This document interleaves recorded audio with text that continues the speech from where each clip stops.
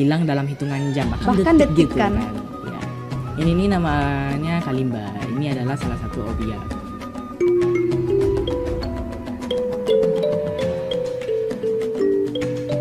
Saat belajar itu aku tidak menghafal, aku memahami materi agar mudah Iya. ingat. Itu mungkin karena kita semua tuh gunain metode SKS gitu ya. Karena kayak kreatif meraih prestasi. Assalamualaikum warahmatullahi wabarakatuh. Hai pemirsa Kreativitas, dimanapun kalian berada, semoga sehat selalu ya.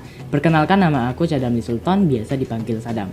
Nah, pada kesempatan kita kali ini, kita ditemani oleh teman saya berasal dari kelas 1, yaitu... Halo semua, perkenalkan nama saya Dwi Anjani Sakirani, saya biasa dipanggil Anjani. Nah, perlu kalian ketahui, kita berdua berasal dari SMP Negeri 5 5 Padang Panjang.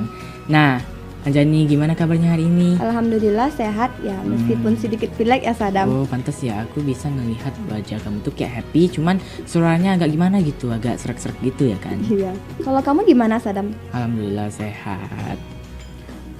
Oh iya Sadam, kamu itu tuh apa ya? Kamu bawa apa? Kamu nanya? Ya, aku nanya. Kamu bertanya? Ya, aku bertanya. Ya udah, aku jawab ya.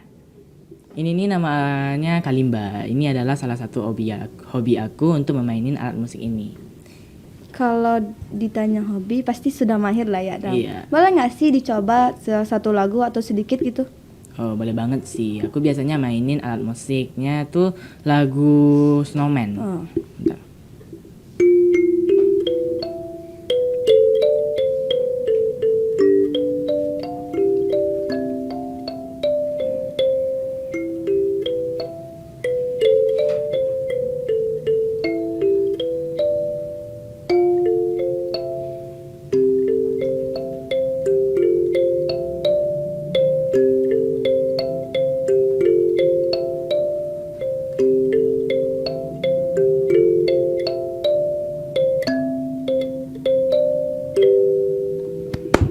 Wih, kamu keren Sadam. Makasih banget ya Anjani. Nah, omong-omong soal hobi nih, aku kan udah. Kalau kamu gimana sih hobinya? Kalau aku sih hobinya banyak ya, tapi aku paling suka tuh berenang Sadam. Oh, berenang.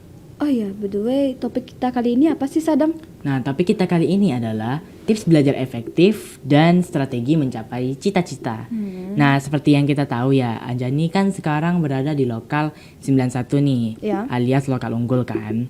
Nah, gimana sih rasanya berada di lokal unggul sekarang? Perasaan aku sih ya kalau di lokal unggul kan dibilang senang lah ya kan karena itu kelas favorit. Nah, Iya. nah, tapi ada tapinya nih Sadam.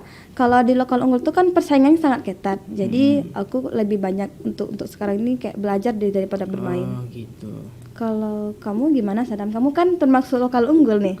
Ya, tentu senang banget dong pastinya karena Cadam bisa merasakan persaingan yang cukup menantang serta memiliki pergaulan yang positif dan meningkatkan rasa semangat kita saat belajar. Oh ya, kata kamu kan menambah semangat belajar. Iya. Gimana sih caranya menambah semangat belajar itu ala Sadam di Sultan nih? Nah, cara meningkatkan rasa semangat belajar tentunya kita harus punya tujuan terlebih dahulu, ya kan? Misalnya kita pengen nih masuk ke SMA atau sekolah yang kita inginkan lewat jalur prestasi. Iya. Nah, tentu karena jalur prestasi ya, tentu kita membutuhkan perjuangan yang amat ekstra untuk masuk ke sekolah yang kita impikan tersebut. Nah, dan kalau bisa nih, nah ini jangan dianggap aneh ya, termasuk Iya. teman-teman di rumah jangan anggap aneh. Kita tuh perlu mencuci foto sekolah yang kita impikan itu. Kenapa? Karena itu bisa meningkatkan rasa semangat kita. Misalnya nih, lalu kita tempelkan foto tersebut ke dekat meja belajar kita atau ke ruangan yang murah dilihat lah gitu kan. Nah, jadi pada saat kita malas-malasan, kita tinggal lihat ke arah foto tersebut. Nah, di sana mungkin kita bisa sadar diri. Apakah dengan malas-malasan ini kita bisa masuk ke sekolah tersebut? Tentu tidak dong. Pasti butuh usaha ya Iya, Sadam. tentu butuh usaha gitu. Oh iya, aku lihat-lihat nih kan. Nilai kamu kan dikatakan hampir sempurna. Iya. Gimana sih cara belajar agar dapat nilai sempurna seperti kamu? Nah, tips belajar efektif ala aku nih. Nah, teman-teman yang di rumah mungkin juga bisa meniru ya kan.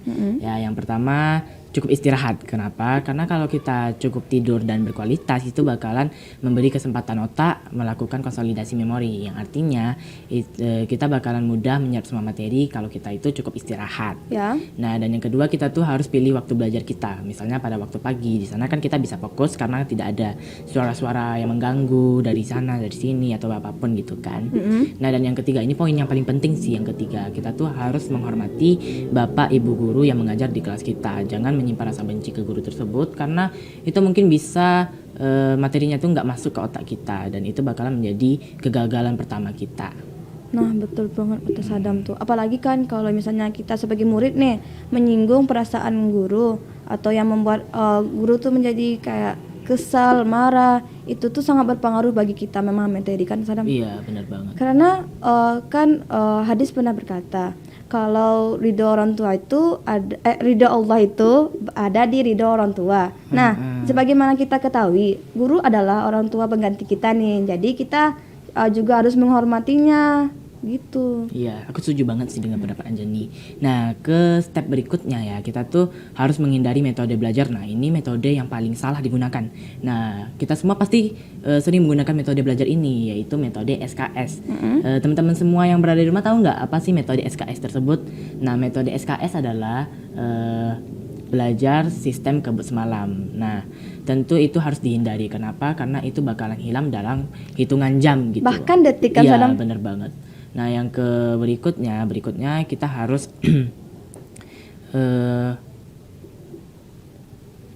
harus pintar mengelola kebosanan gitu. Kayak bosan, jenuh, malas itu mungkin musuh utama kita ketika belajar gitu. Wajar. Nah, dari sumber-sumber yang cara baca nih, Ya. Manusia itu bisa mencapai rata-rata fokusnya itu pada 25 menit awal gitu. Jadi pastikan kita tuh harus fokus pada waktu 25 menit itu ya. Kita tuh harus fokus pada pelajaran yang kita pelajari gitu. Nah, terus kita bisa break deh agak 5 atau 10 menit gitu. Kayak bisa dengan ngobrol, chattingan, atau makan gitu, ngemil dan lain-lain lah gitu. Nah, dan yang keenam sih kunci suksesnya tekun.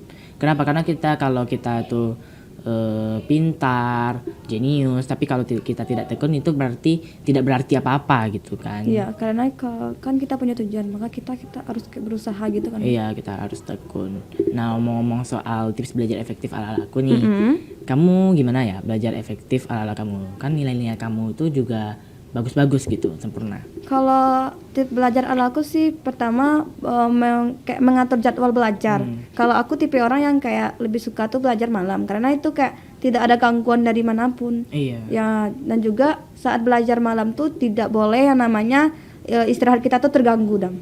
Yang kedua kayak aku kan belajar, maka aku kan setiap belajar tuh aku membuat ringkasan agar kayak kita tahu nih kayak sampai mana sih kita paham gitu materi. Iya, benar banget. Yang ketiga, ya aku sih setuju banget ya dengan meringkas catatan itu, karena mungkin ada juga nih sebagian orang yang kayak meringkas catatan, dia bikin materi catatan tuh, terus kayak di desain pakai brush pen, pakai spidol warna-warni atau lain-lain lah. Nah, karena itu bisa meningkatkan gaya belajar kita, yaitu khususnya pada belajar visual gitu kan. betul sekali. Nah, yang tips selanjutnya yaitu sebelum belajar itu aku menanamkan dalam diriku sendiri yaitu kayak saat belajar itu aku tidak menghafal, aku memahami materi agar mudah ingat gitu. Bener banget, karena kayak gimana ya, kalau kita menghafal itu juga sama kayak metode SKS tadi kan, bakalan kayak hilang dalam hitungan jam, bahkan detik gitu kan. Ya. Oh ya Dam, pernah nggak sih kayak kamu kan udah belajar nih, kayak udah belajar dari siang malam gitu tekun, kiranya kamu dapat nilainya tidak memuaskan Ya, gitu pernah banget sih, sering. Itu mungkin karena kita semua tuh gunain metode SKS gitu ya. Karena kayak ya pokoknya SKS ini salah banget gitu, karena itu bakalan hilang dalam hitungan jam, detik pun bahkan dalam hitungan detik gitu. Bisa kan hilang. Nah, kalau boleh tahu ya, Anjani kan anak yang ambis nih, pintar banget gitu kan di kelas, sering aktif. Iya. Nah, kalau boleh tahu cita-citanya mau jadi apa sih? Kalau cita-cita aku sih, aku pengen jadi guru gitu Dam. Mau jadi guru apaan? Aku pengen jadi guru agama. Ada nggak strategi untuk mencapai cita-cita kamu tersebut? Kalau untuk strategi untuk mencapai cita-cita kan pasti ada lah kan, setiap orang pasti ada. Iya. Kalau aku sih kayak lebih mengarah ke skill berbicara, karena kalau kita ingin menjadi guru, maka kita harus bisa kayak berkomunikasi dengan baik dengan murid.